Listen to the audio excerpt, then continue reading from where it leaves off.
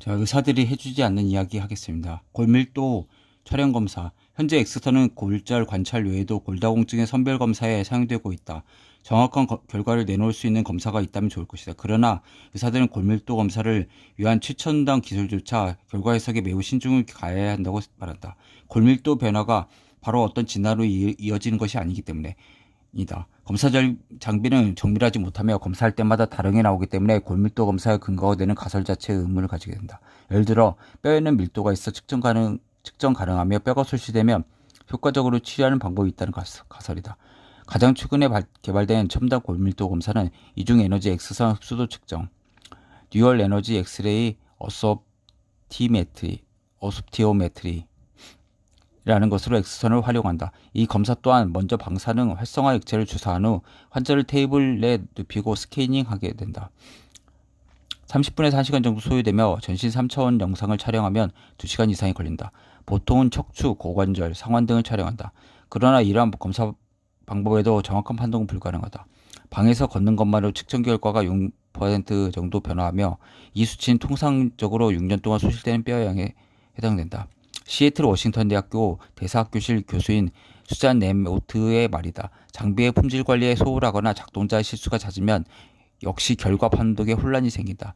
최근에 각광받는 동시에 신체 여러 부위를 측정하는, 예를 들어서 하지의 한 부분의 한 차례 촬영으로 별도의 5가지 측정값을 얻는 검사도 유양성 판독이 나올 위험이 크다.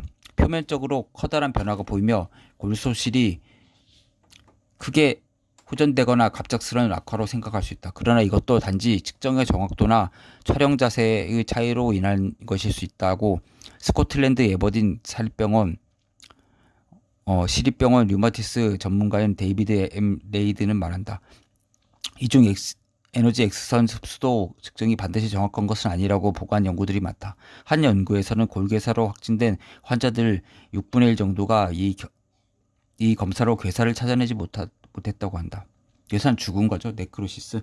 체중이 매우 무겁거나 가벼운 경우, 연령 60세 이상, 그리고 관절염이 있는 경우 검사 결과가 왜곡될 수 있다.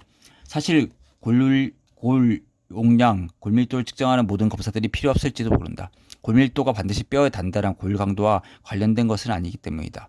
예를 들어 불소는 골밀도를 크게 증가시켜주지만 골 강도는 감소시킨다. 불소화가 많이 된 지역사회에 거주하는 노년층에서 골다공증이 많이 발생하는 이유도 여기 있다. 예전에 불소가 치아에 좋다고 해가지고 수도까지 하려고 했는데 그 사실이 불소가 오히려 해롭다는 게 밝혀졌죠. 그리고 플로라이드 자체가 정신작용에 많이 작용을 하는 거죠. 예, 불소가. 하지만 골 구조에 손상이 생기기 때문에 뼈를 강하게 하지는 못한다. 골밀도가 낮기 때문에 골절의 위험이 크다는 말을 들은 사람들 중 절반 정도에서만 실제로 골절이 발생했다는 최근의 연구 보고도 있다. 건강한 사람들에게는 골밀도는 고정된 수치가 아니며 뼈의 내부에서는 끊임없이 리모델링이 일어나고 있음을 이해하는 것이 중요하다. 여기에는 2가지 형태의 세포들이 관여한다. 파골세포와 조골세포다.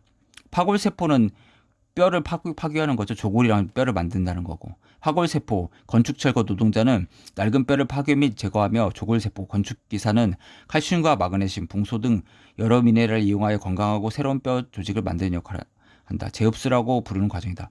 에스트로겐, 칼시토닌, 에티트로네이트, 칼시토닌, 그러니까 갑상선과도 상관이 있죠. 그리고 에스트로겐, 그 여성 호르몬이랑, 그 다음 비타민 D랑도 상관이 있고, 여러 가지 그 인자가 관여를 하는 거죠. 에티드레네이트와 같은 골다공증에 이용되는 모든 약물들, 항재흡수 약물이라고 부른다. 파골세포의 기능을 억제하여 이와 같이 파괴되고 생성되는 재생 과정을 천천히 일어나게 만든다. 그 결과 더 이상 뼈가 만들어지지 않는다. 일부 학자들은 골밀도 저하 유무가 골절이나 골다공증 발생 위험을 나타내는 지표가 되지 못한다고 주장한다.